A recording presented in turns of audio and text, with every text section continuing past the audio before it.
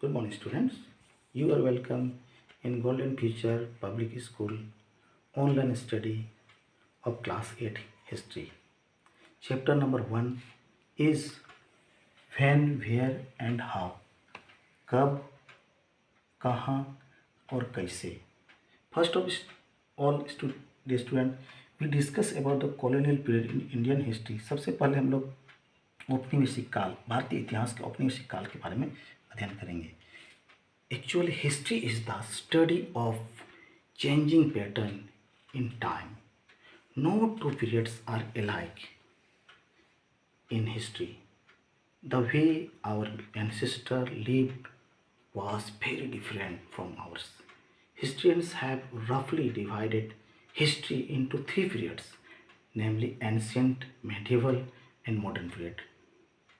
People come from Central Asia to India for trade.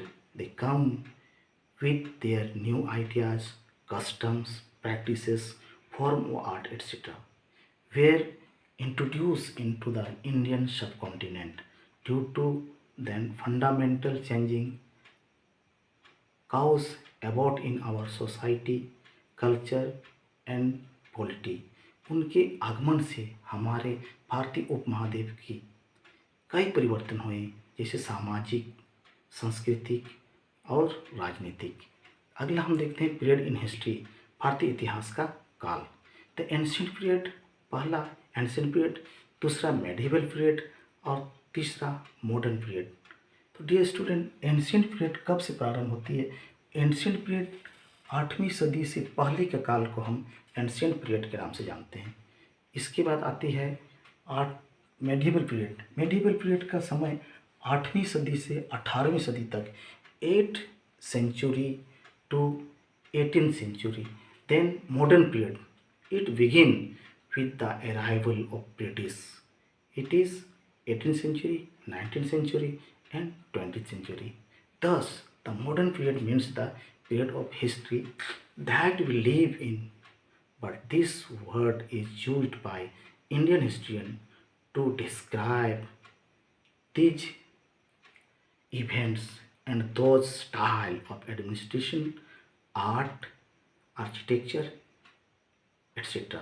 Thus, the modern history of India covers mainly these events.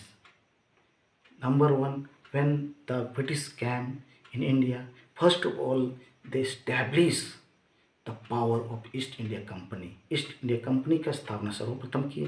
Second, the British administration system. द्वितीय, British प्रशासनिक तरीका. And number third, their economic and revenue policies causing the ruin of trade and Indian handicraft as well as starting to process of industrialisation. जब विदेशी लोग आए, British लोग हमारे देश आए, तो हमारे देश की हस्तकला, हस्तशिल्प जो है वो विनाश की ओर चला गया उनकी नीतियों के कारण, और यहीं से प्रारंभ होती है औद्योगिक क्रांति.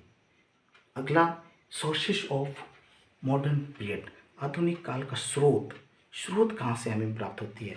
The abundant source of information in this period can be divided into two categories.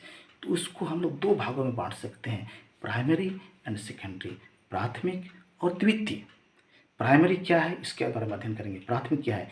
In primary sources include original documents, literary evidence, archaeological remains, audio cassettes, films, video tapes of ancients and interviews of important personalities etcetera. इसमें हमें प्राथमिक में मूल दस्तावेज, लिखित प्रमाण, पुरातात्विक अवशेष, वीडियो कैसेट और मुख्य व्यक्तियों का, महत्वपूर्ण व्यक्तियों के इंटरव्यू के बारे में मिलते हैं.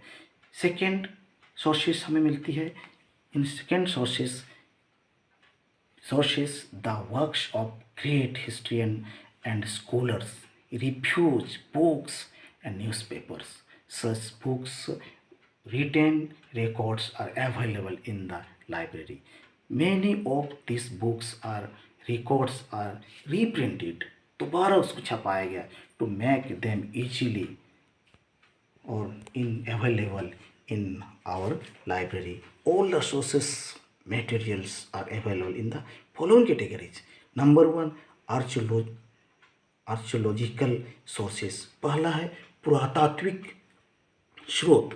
पुरातात्विक स्रोत क्या है? what is archaeological resources? These resources are comparatively less important for their period than of the medieval period. During this period, buildings and monuments were constructed which is standing today and are in good condition, as the gateway of India, Mumbai, Victoria Memorial and Fort William in Kolkata, जो कि अभी भी वर्तमान में पुरातात्विक building या monument जो अभी भी पड़ा हुआ है, जैसे कि गेटवे ऑफ इंडिया मुंबई में है और विक्टोरिया मेमोरियल और फोर्ट विलियम का किला जो कोलकाता में स्थित है। सेकेंड हम लोग देखते हैं ओरिजिनल डॉक्यूमेंट, मूल दस्तावेज। मूल दस्तावेज क्या है? Original documents like government report, orders and official correspondence are also some important sources. ये मुख्य स्रोत है कि सरकारी रिपोर्ट, आदेश और अधिकारियों की पत्रचार। नेक्स्ट आते हैं सर्वे एंड सेंसस, सर्वे और जनगणना। During the British rule various surveys were conducted like population survey, a revenue survey and land survey, etc. Mapping was also an important part of this survey. All these reports are well preserved and readily available to us. Next point is number 4, newspaper pamphlet, अखबार एवं pamphlet. Dear student, newspaper provides important information belonging to particular period and pamphlet reflect the popular feeling and letters are significant as they help us understanding the situation। परिस्थितियों को समझने के लिए हम अखबार या फीलिंग्स को समझने के लिए पम्पलेट के द्वारा हम उसको आसानी से समझ सकते हैं। अगला पॉइंट है फिल्म, सिनेमा। सिनेमा के द्वारा हमें बहुत सारे सीखने को मिलता है, जैसे कि documentary and feature film. Documentary and feature film are also help in the study of this period. Sir Richard Attenborough film Gandhi include an actual news reel of Gandhi's visit to Manchester. Another film, Achut Kanya, the love story of an untouchable girl and a Brahmin boy. दूसरी film थी अछूत कन्या, जो एक अछूत लड़की और ब्राह्मण लड़की के बारे में एक प्रेम कथा के बारे में बताए गए थे। So dear student, many such films are stored with the film division, a unit under the Ministry of Information and Broadcasting, Government of India। इस तरह से भारतीय सरकार के पास ये सब संग्रह है। Next point is indigenous record. अंतिम पॉइंट है इंडिजीनियस में स्वदेशी रिकॉर्ड। स्वदेशी रिकॉर्ड क्या है? Indigenous record include the diaries and accounts of pilgrimage and travellers, newspapers, books, novels and leaflets. These records could be in English or in regional language। ये record जो है pilgrimage, तीर्थ स्थान की यात्रा, अखबार, किताबें, उपन्यास और तरह तरह की ये सब जो है कि इंग्लिश में और क्षेत्रीय भाषा में उसको लिखा हुआ है।